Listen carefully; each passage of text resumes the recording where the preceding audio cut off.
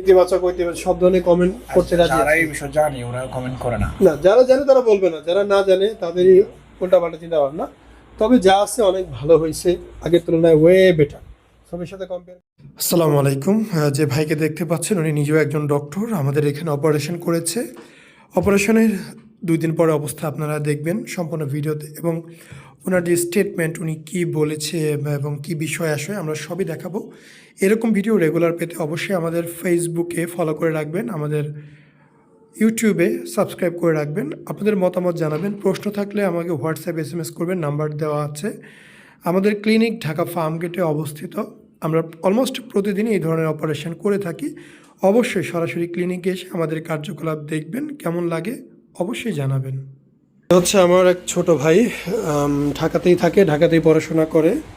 So আমরা ওনার অপারেশনটা করেছি। পূর্বের অবস্থা অবশ্যই দেখতে পেয়েছেন কেমন ছিল, এবং পাশেও ভিডিওতে দেখতে পাচ্ছেন পূর্বের অবস্থা কেমন ছিল।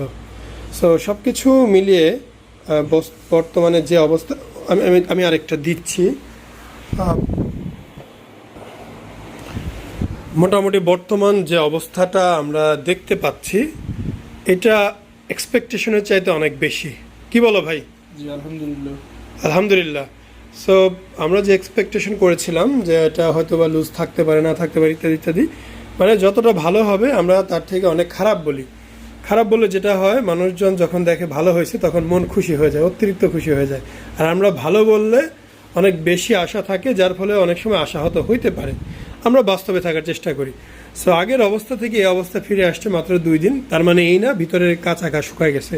উনি একজন ডক্টর, সো উনি জানে যে বিষয়গুলো কতটা সময় লাগবে, কতদিনে হিল হবে, সব কিছুই তার জানা। এবং প্রথম দিন এই জায়গাগুলো ফুলেছিল, তাই না? আজকে তো সোয়েলিংটা কমে গেছে, অনেক কমছে। তার মানে সামনে আরও কমবে।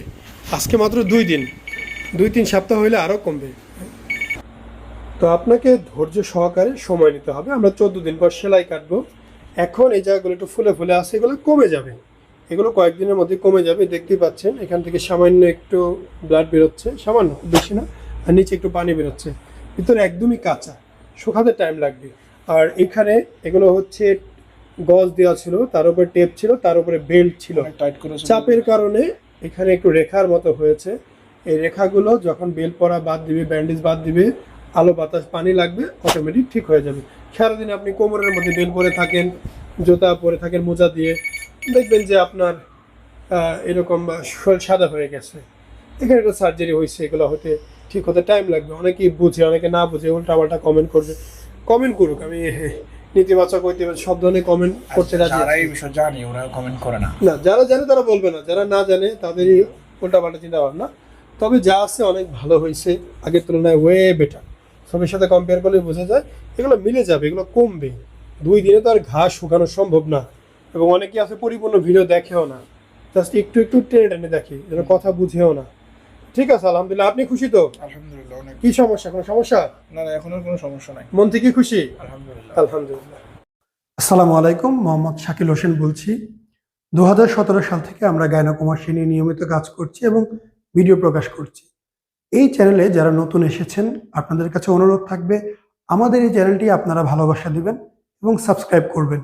এবং যারা অলরেডি সাবস্ক্রাইব করেছেন তাদেরকে অসংখ্য ধন্যবাদ। আপনারা কমেন্টের মাধ্যমে আপনাদের মতামত জানাবেন। ধন্যবাদ।